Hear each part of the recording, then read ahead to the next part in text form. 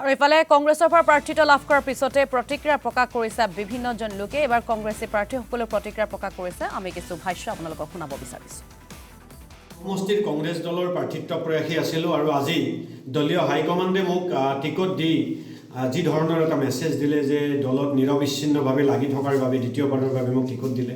গতিকে দলীয় হাইকমাণ্ডৰ আমাৰ দলৰ নেতা মল্লিকাৰ্জুন খাৰ্গে ডাঙৰীয়া, ৰাহুল গান্ধী ডাঙৰীয়া, আমাৰ নেত্ৰী প্ৰিয়ংকা গান্ধী ডাঙৰীয়ানী, আমাৰ নেতা জিতেন্দ্ৰ সিং ডাঙৰীয়া, গৌৰৱ গগৈ ডাঙৰীয়া, দেৱব্ৰত শইকীয়া ডাঙৰীয়া, সকলোকে মোৰ তৰফৰ পৰা আন্তৰিক মই ধন্যবাদ জ্ঞাপন কৰিছোঁ মোৰ ওপৰত বিশ্বাস ৰখাৰ বাবে। আৰু এই বিশ্বাসৰ ফল এইবাৰ আমি ভালদৰে যুঁজিম আৰু এইবাৰ আমি 40 নং টিহু সমষ্টিৰ পৰা জিকিম, এই কথাটো আমি মেছেজটো দিব খুজিছোঁ। আৰু ৰাইজক মই আজি হাতজোৰ কৰি অনুৰোধ কৰিব খুজিছোঁ, যুৱ প্ৰজন্মৰ এজন ব্যক্তি হওঁ, আমি অতি দুখীয়া পৰিয়ালৰ পৰা কষ্ট কৰি ৰাজনীতিত জড়িত হৈ আছোঁ। গতিকে টিহু সমষ্টিৰ প্ৰতিগৰাকী ৰাইজৰ দল মত নিৰ্বিশেষে সকলোৰে সহায় সহযোগ আৰু মৰম আশীৰ্বাদ বিচাৰিছোঁ, যাতে সকলোৱে মোক দল মতৰ ঊৰ্ধত থাকি, যেনেকৈ ময়ো দল মতৰ ঊৰ্ধত থাকি সকলো সামাজিক সাংস্কৃতিক অনুষ্ঠানত সকলো ব্যক্তিৰ লগত এটা সম্পৰ্ক ৰাখি থকাৰ সদায় পৰিকল্পনা কৰিছোঁ আৰু সদায় ৰাইজৰ মাজত আছোঁ। আশা ৰাখিম যে ৰাইজেও মোক সেই দৃষ্টিৰে চাব।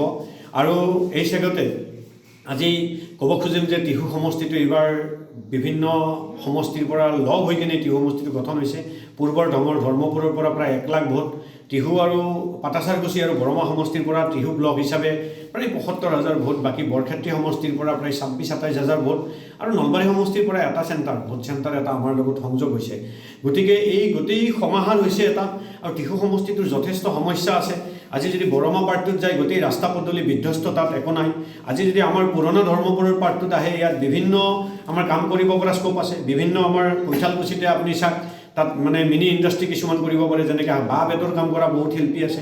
ছটেমাৰীত যাওক আপুনি, আমাৰ বৰক্ষেত্ৰী পাৰ্টৰ পৰা আহিছে, ছটেমাৰী গাঁওখনত আজি মুগা পাটৰ এটা ভাল ইণ্ডাষ্ট্ৰি গঢ় লৈ উঠিছে। তাত ফিচাৰীৰ আজি মহিভেনীত যাওক বা বেলেগ বেলেগ ঠাইত যাওক, সেই অঞ্চলবিলাকত কালাকুছিত যাওক, তাতে ফিচাৰীৰ এটা হাব বনাব পাৰোঁ। এনেকুৱা বিভিন্ন পৰিকল্পনা আমাৰ আছে আৰু থাকিব। গোটেই অঞ্চলবিলাকক কৈঠালকুছি, চামোতা, গোবৰাদল, হাতীকুছি, টিহু টাউন, মাখিবাহা, জলখানা, এই জলখানাত আজি সমস্যা বহুত, তাতে দুখীয়া মানুহ বহুত আছে। আমি বিভিন্ন পৰিকল্পনা লৈ কেনেকৈ যুৱ প্ৰজন্মৰ ব্যক্তিসকলক, যুৱক যুৱতীসকলক নতুন দিশ এটা দি চৰকাৰী চাকৰিৰ প্ৰতি অকল আসক্ত হোৱা বাদ দি কেনেকৈ নিজকে ছেল্ফ ডিপেণ্ডেণ্ট কৰিব পাৰে, তাৰ বাবেও আমি সকলোৱে লগ হৈ আমি আগুৱাব পাৰিলে, জিকিব পাৰিলে আমি ব্যৱস্থা গ্ৰহণ কৰিব লাগিব। বিভিন্ন ভাল ভাল খেলুৱৈ আছে যিসকলে আজি খেলাৰ বাবে ভাল সুবিধা পোৱা নাই। এই সামগ্ৰিক চিন্তাবিলাক লৈ আমি এজন উদীয়মান শিক্ষিত যুৱক হিচাপে এই কথাবিলাক চিন্তা কৰি আমি ৰাইজৰ মাজলৈ যাবলৈ চেষ্টা কৰিম। MP ইলেকশ্যনৰ আগমুহূৰ্তত ডেলিমিটেশ্যন হৈছিলে। আমাৰ ধুবুৰী জিলাখনত 6টা সমষ্টি আছিলে। নিৰ্বাচন কমিশ্যনে আৰু এইখন চৰকাৰে মিলি জিলাখনক পৰা এটা সমষ্টি কমাই দিলে আৰু 5টা সমষ্টি বনালে। মই আজিৰ দিনতে ষ্টেণ্ডিং গোলকগঞ্জ সমষ্টিৰ বিধায়ক হয় আৰু মোৰ সমষ্টিখনক এনেকৈ কাটিলে, মেজৰিটি আৰু মাইনৰিটি ভোটাৰৰ বেছিক কাটি মোৰ এটা মেজৰ পাৰ্ট আনি গৌৰীপুৰ সমষ্টিত সোমাই দিলে। আৰু গৌৰীপুৰ সমষ্টিৰ গৌৰীপুৰ টাউন সমন্বিত আৰু 4খন গাঁও পঞ্চায়ত, ঢেপঢেপি, ডুমদ, গাইখোৱা, আপোনাৰ মটৰঝাৰ, এইবিলাক লৈ গৈ গোলকগঞ্জত সোমাই দিলে। বিলাসীপাৰা পশ্চিম নামৰ সমষ্টিখন নোহোৱা কৰি দিলে আৰু তাৰে 9খন গাঁও পঞ্চায়ত আৰু বিলাসীপাৰা পূবৰ এখন গাঁও পঞ্চায়ত আনি গৌৰীপুৰত সোমাই দি গৌৰীপুৰ অসমৰ ভিতৰত অন্যতম এখন সকলোতকৈ ডাঙৰ সমষ্টি বনাই দিলে। আৰু এতিয়া ভোটাৰ সূত্ৰে মই গৌৰীপুৰ সমষ্টিৰ ভোটাৰ। মোৰ নিজা গাঁও পঞ্চায়ত সোণাখুলি, জিলা পৰিষদ সিন্দুৰাই। সেই হিচাপত এইবুলি মই য'ত আছোঁ, য'ত মোৰ ভোটাধিকাৰ আছে, তাৰ পৰাই মই টিকট আবেদন কৰিছিলোঁ। আৰু আপোনালোকে জানে মই নিৰবিচ্ছিন্নভাৱে কংগ্ৰেছৰ হৈ কাম কৰি আছিলোঁ ছাত্ৰ জীৱনৰ পৰা। ক'ৰবাত আমি সফল হৈছোঁ, হাৰিছোঁ নিৰ্বাচনত, ক'ৰবাত আমি জিকিছোঁ।